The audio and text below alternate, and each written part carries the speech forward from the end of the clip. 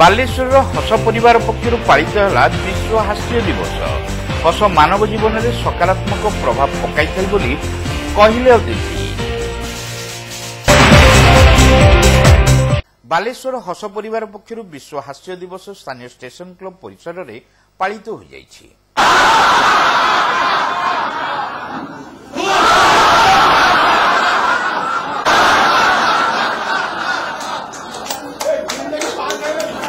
जिला अतिरिक्त जनस्वास्थ्य अधिकारी डाक्टर मृत्युंजय मिश्र एथिर मुख्य अतिथि भाव जोगदे निरोग स्वास्थ्य रक्षा हसर आवश्यकता और उपादेयता संपर्क में आलोचना करथिले।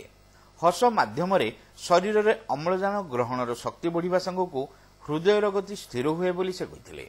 एथिसहित फुसफुस मांसपेशी और मस्तिष्कर मध्य कार्यदक्षता वृद्धि पाइथे बोली डाक्टर मिश्र मत प्रकाश करथिले। विशिष्ट नाट्यकार हेमेन्द्र महापात्र और इमामी पेपर मिल्सर मानव संबल अधिकारी डॉक्टर यूसुफ अली सोलांकी एथिरे बरेण्य अतिथि भाव जोगदे हस मानव जीवन में सकारात्मक प्रभाव पकाई थाई बोली कहिथिले। मनिषर दृष्टिभंगी बदलिबा सांगकु जीवनशैली रे परिवर्तन होइथाई बोली सेमाने कहिथिले। अवसरप्राप्त बैंक कर्मचारी तथा बालेश्वर हस परिवारर आवाहक गोपाल जेना एथिरे सभापतित्व करबा सहित कार्यक्रमर आभिमुख्य संपर्क में सूचना देथिले। समूह हास्य जो परिकल्पना आसीथिला प्रोफेसर डॉक्टर मदन कटारिया को पाखर 1995 मसीह मदन कटारिया आरंभ करथिले।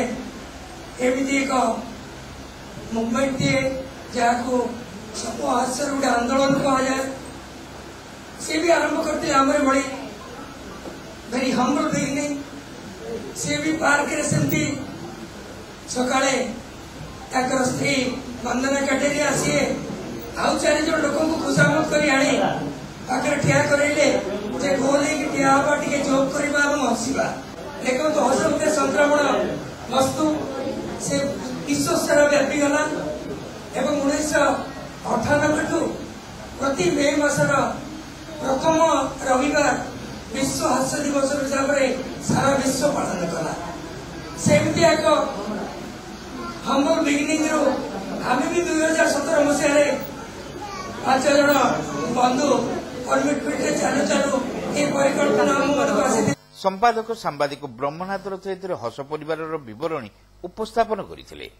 8 वर्ष तले मात्र 5 जन सदस्यों नहीं आरंभ होइतिबा हस परिवार रे संप्रति 50 ऊर्ध्व सदस्या नियमित सकाळे एकाठी हसिबा सहित व्यायाम अभ्यास करिथुवा से सूचना देथिले। प्राय प्रत्येक दिन आमे देखो जणे 2 जण व्यक्ति आसंती ता भितरु किछि रोहंती आ किछि चाली जाने आउ एथिरे बयसर सीमा किछि ना सकाळे आसी गोटे घंटा फील्ड रे चालू एरोबिक्स करू हसु खुशी मजा करू तब दिन सारा एनर्जी गोटे घंटा रे आमे पाइताऊ एवं सेटा दिन सारा हमको टाणी नहीं विश्वास करेंगे मुझे घंटा पेसेंट बहुत घंटा रे 1.5 मास पिछड़ा रे पड़ती किंतु यही सब कला परे मु देखु जे एबे मोर घंटा दोष आबु ही नाही। अन्य रोग कथा छाड़ू प्राय रोग किछि नाही कहले चले सेमिति तो कोण अधिक केते बेले कोन हबो किंतु आमनकर रोग प्राय नाही कहले चले जेहेतु प्रत्येक दिन सकाळे गोटे घंटा में जो कार्यक्रम करूछु टुटू भाई हमको शिखाए गोपाल हमको प्रैक्टिस कराती तेणु यही द्वारा आम भावुँ बोधे आम ठीक भाव शरीर को बढ़ी पारी। नाट्यकार तथा अवसरप्राप्त अध्यापक डॉक्टर प्रदीप भौमिक अवसरप्राप्त बैंक अधिकारी अनिल पटनायक साहित्यिक डॉक्टर अरविंद गिरी और धरित्री मिश्र प्रमुख एथिरे मंचासीन होई हस दिवस पालन पृष्ठभूमि एवं बालेश्वर हस परिवार कार्यशैली संपर्क में आलोचना करथिले।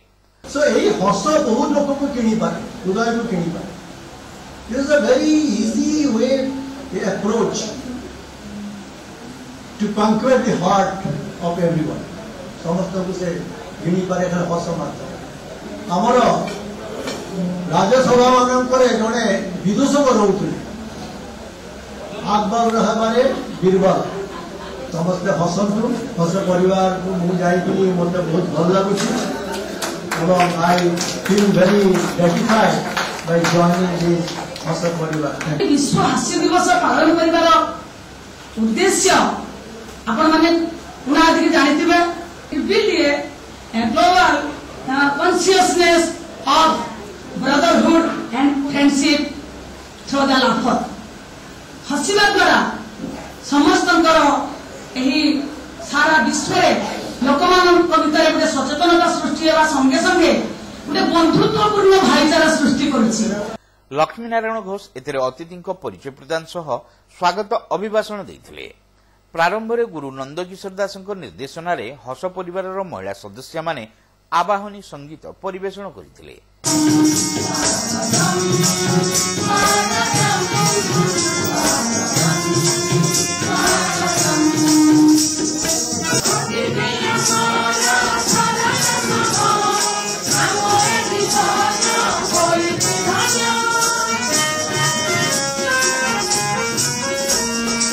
शेष में परिवार सदस्य आकाशवाणी घोषिका नमिता मल्लिक उपस्थापन में सांस्कृतिक कार्यक्रम अनुष्ठित होता।